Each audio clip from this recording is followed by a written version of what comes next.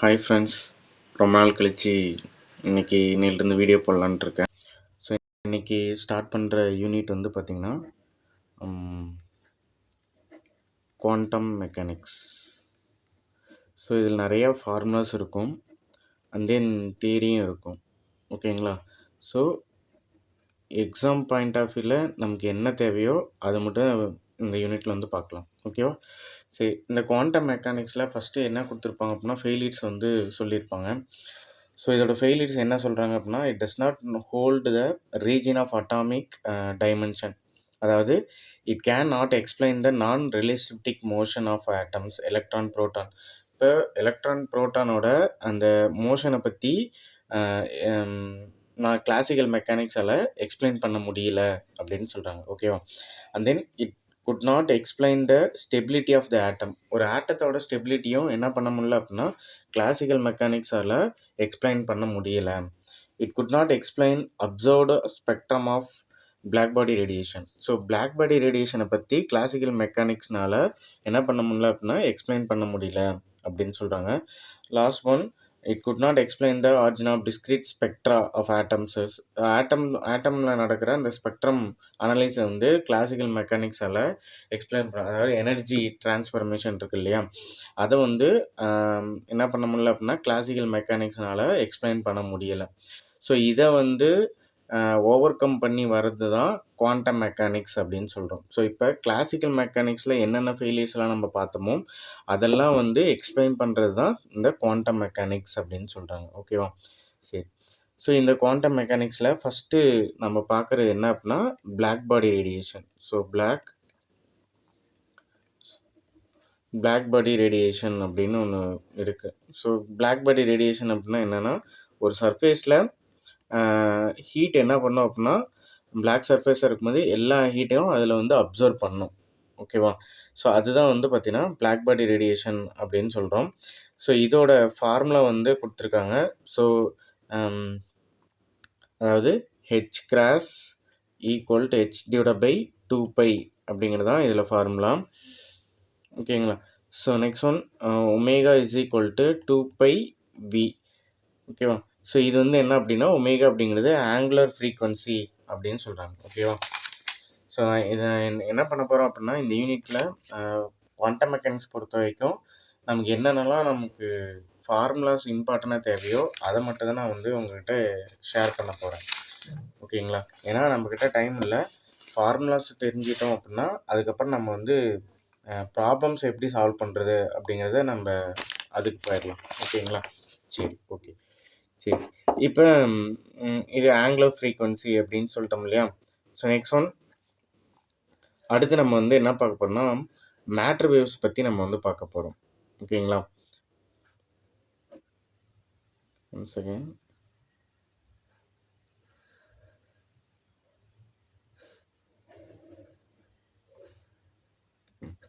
So matter waves அப்படின்னு எடுத்துக்கிட்டோம் அப்படின்னா மேட்ரு வேவ்ஸ் வந்து டைஃப்ராக்ஷனை வந்து ஷோ பண்ணும். ஸோ மேட்ரு வேவ்ஸை யார் சொன்னாங்க அப்படின்னா டி பிராக்லி அவர் சொல்லியிருப்பார். என்ன சொல்லியிருப்பாருன்னா மேட்ரு பார்ட்டிக்கல் அப்படிங்கிறது வேவும் இருக்குது, பார்ட்டிக்கல், அதாவது பார்ட்டிக்கல் எனர்ஜி இருக்குது, வேவ் எனர்ஜி அப்படின்னு இருக்குதுன்னு சொல்லியிருப்பார். ஓகேவா?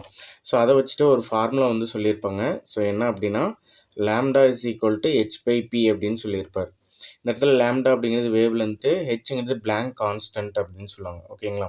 ஸோ பிளாங்க் கான்ஸ்டன்ட், அதுக்கப்புறம் வந்து பி அப்படிங்கிறது மொமெண்டம் அப்படின்னு சொல்லுவாங்க. ஸோ மொமெண்டத்தோட ஃபார்முலா ஆல்ரெடி நமக்கு தெரியும் இல்லையா? So P is equal to mv. இதை அப்ளை பண்ணும்போது என்ன ஆகுனா h/mv அப்படின்னு நமக்கு கிடைக்கும். ஸோ இது ஒரு ஃபார்முலா, இது ஒரு ஃபார்முலா. ஓகேவா? ஸோ இதை என்ன பண்ணுவாங்க அப்படின்னா பொட்டன்ஷியல் எனர்ஜிக்கு என்ன வேரியேஷனாக இருக்கும், அடுத்து வந்து பார்த்திங்கன்னா சார்ஜுக்கு என்ன இருக்கும், வோல்டேஜ்க்கு என்ன இருக்குன்னு கேட்பாங்க. ஸோ அதை ஒன் பை ஒன்னாக பார்க்கலாம். ஸோ ஃபஸ்ட்டு வந்து கைனட்டிக் எனர்ஜி. ஸோ கைனட்டிக் எனர்ஜியை டி பிராக்லி அந்த ஃபார்முலா வச்சு நம்ம எப்படி கண்டுபிடிக்கலாம் அப்படின்னா lambda is equal to h/√2mEk அப்படின்னு இதோட ஃபார்முலா. ஓகே. ஸோ இந்த மாதிரி கொடுத்தாங்க அப்படின்னா எம் அப்படிங்கிறது மாசு, இகே அப்படிங்கிறது கைனட்டிக் எனர்ஜி. இப்போ கைனட்டிக் எனர்ஜி கொடுத்து மாஸ் கொடுத்துட்டாங்க அப்படின்னா பிளாங்க் கான்ஸ்டன்ட்டை வச்சு அந்த சிஸ்டமில் எவ்வளோ கைனட்டிக் எனர்ஜி இருக்குது அப்படின்னு சொல்லிட்டு நம்ம என்ன பண்ணலாம், ஃபைண்ட் அவுட் பண்ணிக்கலாம். ஓகேவா? இது ஒரு ஃபார்முலா. செகண்ட் ஃபார்முலா வந்து பொட்டன்ஷியல் எனர்ஜி நம்ம ஃபார்முலா எப்படி இருக்கும் அப்படின்னா lambda is equal to H divided by root of 2m e minus v. ஓகேங்களா. ஸோ இதுதான் வந்து பார்த்திங்கன்னா பொட்டன்ஷியல் எனர்ஜிக்கான ஃபார்முலா. ஓகேங்களா.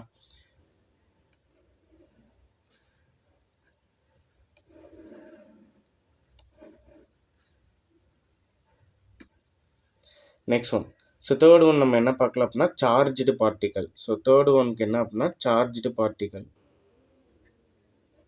ஸோ சார்ஜ்டு பார்ட்டிக்கலுக்கு வந்து lambda is equal to H divided by 2m qv root of 2m qv அப்படிங்கிறது தான் சார்ஜ்டு பார்ட்டிக்கலுக்கான ஃபார்முலா. ஓகேவா. நெக்ஸ்ட் ஒன் ஃபோர்த் ஒன் வந்து பார்த்தீங்கன்னா வோல்டேஜ். ஒருவேளை வோல்டேஜ் கொடுத்தாங்க அப்படின்னா அதோட formula lambda is equal to H divided by root of V voltage angstrom. அதாவது இந்த இடத்துல ஹெச் வராது, அது போல் ஒரு வேல்யூ கொடுத்துருக்காங்க. ஓகேவா. ஸோ அந்த வேல்யூ என்ன அப்படின்னா 12.27. ஓகேங்களா. So 12.27 divide by root of voltage angstrom நாட் அப்படிங்கிறது தான் இதோட ஃபார்முலா. இப்போ வோல்டேஜ் இந்த மாதிரி கொடுத்தாங்க அப்படின்னா அதுக்கு ஃபார்முலா. ஸோ இன்னொரு ஃபார்முலா வந்து பார்த்திங்கன்னா நமக்கு டெம்பரேச்சர் வச்சு கொடுத்தாங்க. ஒருவேளை டெம்பரேச்சர் வச்சு கொடுத்தாங்க அப்படின்னா அதுக்கு formula lambda is equal to H divided by root of 2m kT. ஓகேவா. ஸோ இது வந்து மெட்டீரியல் பார்ட்டிக்கல், அதாவது டெம்பரேச்சர் வந்து கொடுத்தாங்கன்னா இதுதான் அதோட ஃபார்முலா. ஸோ இதை வச்சு தான் நம்ம என்ன பண்ணோம் அப்படின்னா சால்வ் பண்ணணும். ஸோ ஃபார்முலாவை நல்லா ஞாபகம் வச்சுக்கோங்க. ஸோ இதுலேருந்து சம் கேட்க வாய்ப்பு இருக்குது. இந்த டைம் வந்து எப்படி கேட்பாங்க, மேபி கேட்க வாய்ப்பு இருக்குது அப்படின்னா சம்ஸ் வந்து கேட்குறதுக்கு நிறைய வாய்ப்பு இருக்குது. ஓகேங்களா. சரி, நெக்ஸ்ட் ஒன். சரி, இப்போ என்ன சொல்ல அடுத்து நம்ம என்ன பார்க்க போகிறோம் அப்படின்னா வேவ் அண்டு ஃபேஸ் வெலாசிட்டி வந்து பார்க்க போகிறோம். ஓகேங்களா. சரி, இப்போ வந்து single wave definite wavelength travels in a medium IH cross. The velocity of propagation in the medium is called a wave velocity or phase velocity அப்படின்னு சொல்கிறாங்க. சரி, இப்போ ஃபேஸ் வெலாசிட்டி அப்படின்னா the definite wavelength travels in a medium. ஒரு மீடியத்தில் கண்டிப்பாக அதுக்கு என்ன இருக்குன்னா ஒரு வேவ் லென்த் இருந்துச்சு அப்படின்னா அது ஃபேஸ் வெலாசிட்டி. இப்போ குரூப் வெலாசிட்டி அப்படின்னா டிஃப்ரெண்ட் வேவ் லென்த்து மூவ் ஆகணும் டிஃப்ரெண்ட் வெலாசிட்டியில். இப்போ different wavelength moving different வெலாசிட்டியில் இருந்துச்சு அப்படின்னா அது குரூப்பாக போகுது. அப்போ குரூப் வெலாசிட்டி அப்படின்னு சொல்லலாம் இல்லைங்க. அந்த குரூப் வெலாசிட்டிக்கு ஃபார்முலா என்ன சொல்ல வராங்க அப்படின்னா group velocity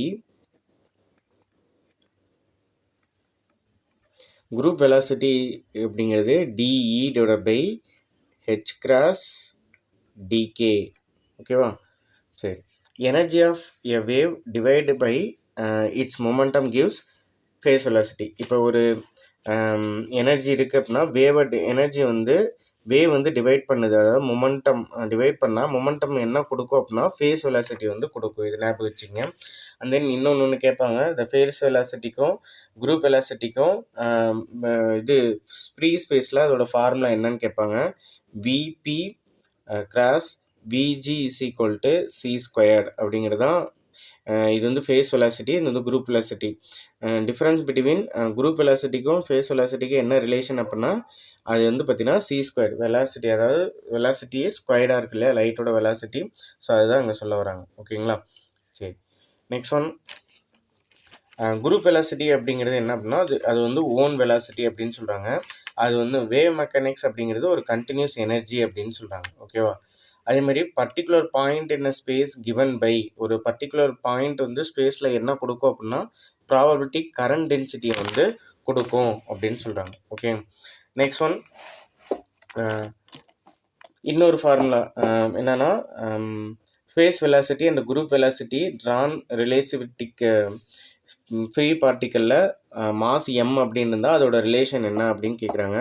so U is equal to 1/2v அப்படின்னு சொல்லலாம். ஓகேவா. இது எப்படி ரிலேட் பண்ணலாம், இந்த 2 இந்த பக்கம் மல்டிபிள் பண்ணால் என்ன இருக்கும் 2u is equal to v அப்படின்னு சொல்கிறாங்க இல்லையா. ஓகே, இதுலேருந்து என்ன சொல்ல வரோம் அப்படின்னா for a non relativistic free particle the phase velocity u is half of the group velocity. So u phase velocity எதுக்கு ஈக்குவலாக இருக்குன்னா half of the group velocityக்கு ஈக்குவலாக இருக்கும்னு சொல்கிறாங்க. ஓகேங்களா? Next one. சரி, ஒரு வேவ் ஃபங்க்ஷன் அப்படிங்கிறது எப்படி இருக்கும் அப்படின்னா கண்டினியூவாக இருக்கும், சிங்கிள் வேலிடாக இருக்கும், டிஃப்ரென்ஷியபிளாக இருக்கும். ஓகேவா? இது ஞாபகம் வச்சுக்கங்க. ஸோ ஒரு வேவ் ஃபங்க்ஷன் அப்படிங்கிறது கண்டினியூஸாக இருக்கும், சிங்கிள் வேலிடாக இருக்கும், டிஃப்ரென்ஷியபிளாக இருக்கும். ஓகேங்களா? சரி, next one. So next topic வந்து பார்த்தீங்கன்னா Schrödinger equation.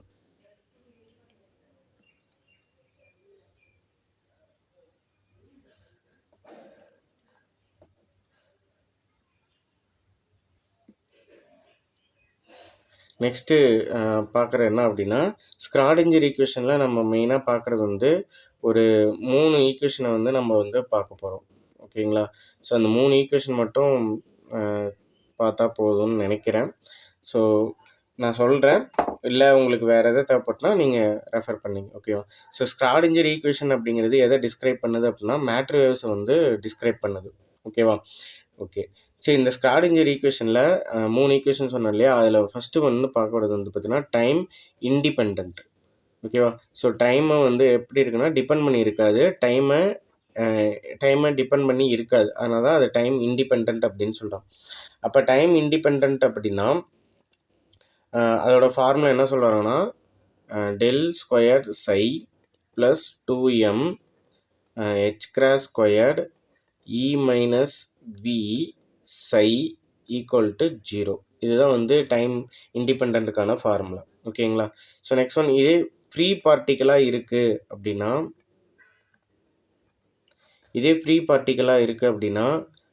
del squared psi plus 2m e h cross squared psi equal to 0 அப்படிங்கிறது தான் ஃப்ரீ பார்ட்டிக்கல். ஓகேவா? வேறு லாஸ்ட்டு இன்னொரு ஈக்குவேஷன் சொன்னேன் இல்லையா? மொத்தம் 3ன்னு சொன்னேன் இல்லையா? ஸோ அதில் இன்னொன்று வந்து பார்த்தீங்கன்னா டைம் டிபெண்ட், டைமை டிபெண்ட் பண்ணி இருக்கிறது. அதோட ஃபார்முலா வந்து பார்த்தீங்கன்னா E psi is equal to IH cross doe psi by doe T. இது வந்து எனர்ஜி ஆப்ரேட்டர் அப்படின்னு சொல்லலாம் இல்லையா? ஸோ இதை வந்து பார்த்தீங்கன்னா H psi equal to E சை அப்படின்னு சொல்கிறாங்க. அடுத்து வந்து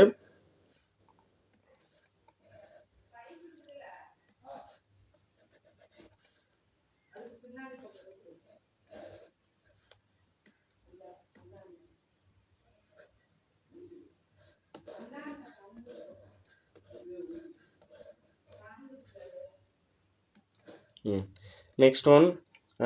இதுலேயே வந்து பார்த்தீங்கன்னா ஹாமில்டோனியன் ஆப்ரேட்டர் ஒன்று இருக்குது.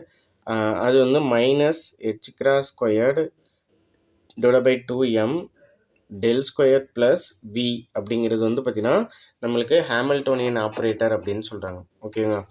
So next one. இந்த டைம் டிபெண்டில் psi 1 psi 2 of the solution Schrodinger equation அப்படின்னா சை 1 ப்ளஸ் சை 2 அப்படிங்கிறது தான் அதோட ஃபார்முலா. ஓகேங்களா? Next one.